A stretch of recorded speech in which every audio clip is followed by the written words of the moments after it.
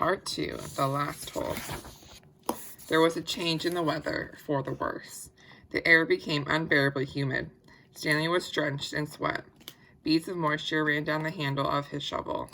It was almost as if the temperature had gotten so hot that the air itself was sweating. A loud boom of thunder echoed across the empty lake. A storm was way off to the west, beyond the mountains. Stanley could count more than 30 seconds between the flash of lightning and the clap of thunder. That was how far away the storm was. Sound travels a great distance across a barren wasteland. Usually Stanley couldn't see the mountains at this time of day. The only time they were visible was just at sunup, before the air became hazy. Now, however, the sky was very dark off to the west, and every time the lightning flashed, the dark shape of the mountains would briefly appear. "Come on, rain," shouted Armpit. "Blow this way. Maybe it'll rain so hard that it will fill up the whole lake," said Squid. "We can go swimming." 40 days and 40 nights, said X-Ray. "Guess we better start building us an ark. 2 of each animal, right?" "Right," said Zigzag. 2 rattlesnakes, 2 scorpions, 2 yellow spotted lizards. The humidity, or maybe the electricity in the air, had made Zigzag's head even more wild-looking. His frizzy blonde hair was stuck out straight. His frizzy blonde hair stuck almost straight out. The horizon lit up with a huge web of lightning. In that split second, Stanley thought he saw an unusual rock formation on top of the mountain peaks. The peaks looked like him like a giant fist, with a thumb sticking straight up. Then it was gone, and Stanley wasn't sure whether he had seen it or not. "I found refuge on God's thumb." That was what his great-grandfather had supposedly said after Cape Barlow had robbed him and left him stranded in the desert. No one ever knew what he meant by that. He was delirious when he said it. But how could he live for 3 weeks without food or water? Stanley had asked his father. "I don't know.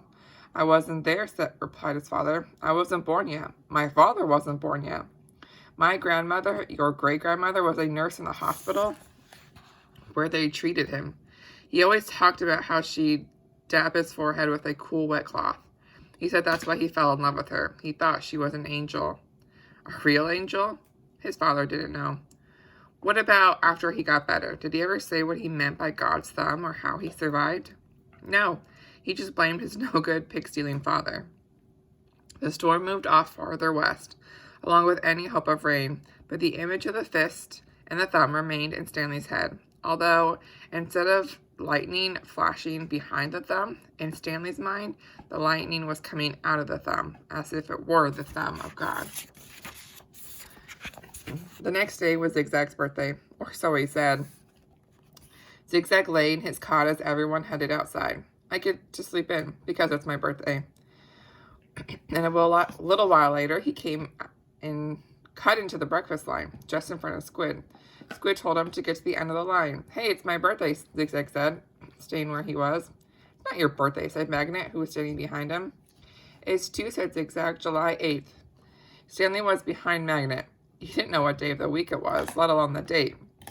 It could have been July 8th, but how would Zigzag know? He tried to figure out how long he'd been at Camp Green Lake.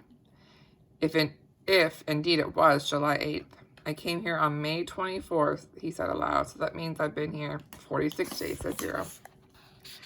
Stanley was still trying to remember how many days there were in May and June. He looked at Zero. He learned not to doubt him when it came to math. 46 days. It felt more like 1,000. He didn't dig a hole that first day. He hadn't dug one hole yet. That means he had dug 44 holes. It really was July 8th. "Can I have an extra carton of juice?" Zigzag asked Mr. Sir. "It's my birthday." To everyone's surprise, Mr. Sir gave it to him. Stanley dug a shovel into the dirt. "Hole number 45. The 45th hole is the hardest," he said to himself. But that wasn't really true, and he knew it. He was a lot stronger than when he had first arrived. His body had adjusted somewhat to the heat and harsh conditions. Mr. Sir was no longer depriving him of water. After having to get by on less water for a week or so, Stanley felt like he had all the water he could want. Of course, it helped that Zero dug some of his hole for him each day, but that wasn't as great as everyone thought it was. He always felt awkward while Zero was digging his hole, unsure of what to do with himself. Usually he stood around a while before sitting off by himself on the hard ground with the sun beating down on him. It was better than digging, but not much better. When the sun came up around a few hours later, Stanley looked for the thumb of God. The mountains were little more than dark shadows on the horizon. He thought he could make out a spot where the top of one mountain seemed to jut upward, but it didn't seem very impressive. A short time later, the mountains were no longer visible, hidden behind the glare of the sun, reflecting off the dirty air.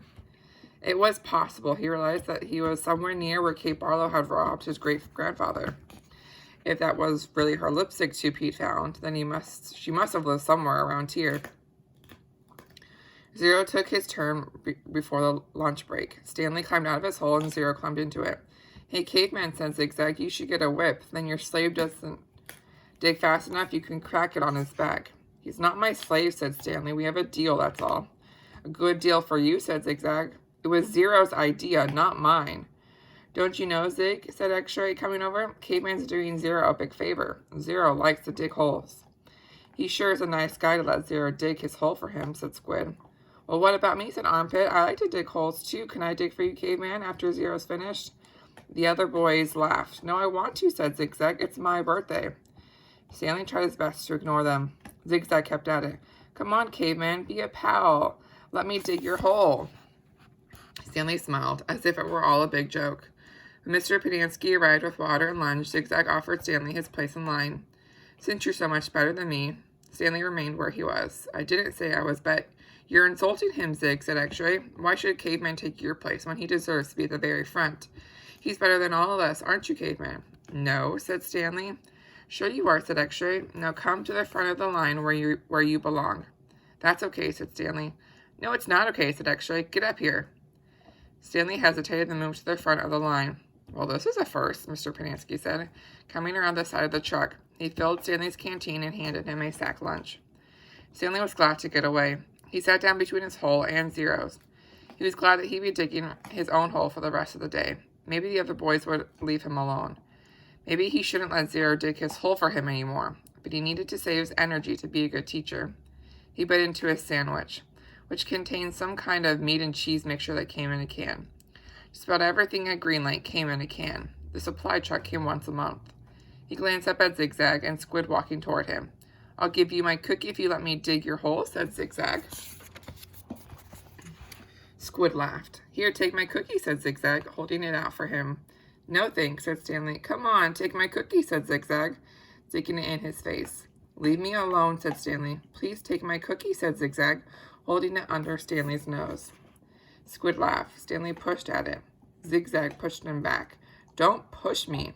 I didn't. Stanley got to his feet. He looked back at Mr. Padansky, who was filling Zero's canteen. Zigzag pushed him again. I said, don't push me. Stanley took a step backward, carefully avoiding Zero's hole.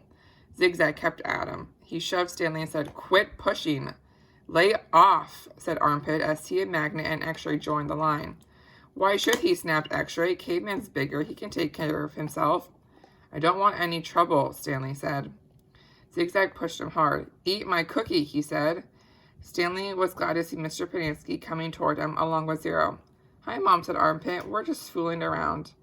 I see what was going on, Mr. Padansky said. He turned to Stanley. Go ahead, Stanley, he said. Hit him back. You're bigger. Stanley stared at Mr. Padansky in astonishment.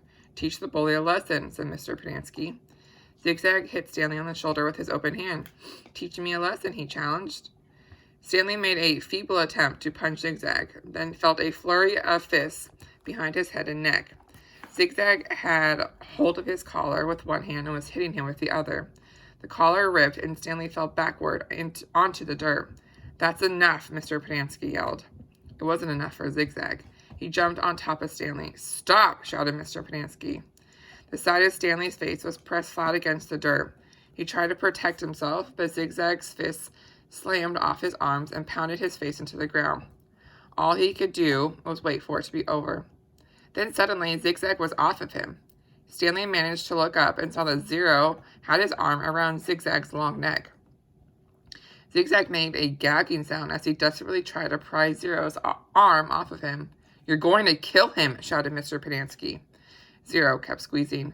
Armpit charged into them, freeing Zigzag from Zero's chokehold. The three boys fell to the ground in different directions. Mr. Padansky fired his pistol into the air. The other counselors came running from the office, the tents, or out on the lake. They had their guns drawn, but holstered when they saw the trouble was over.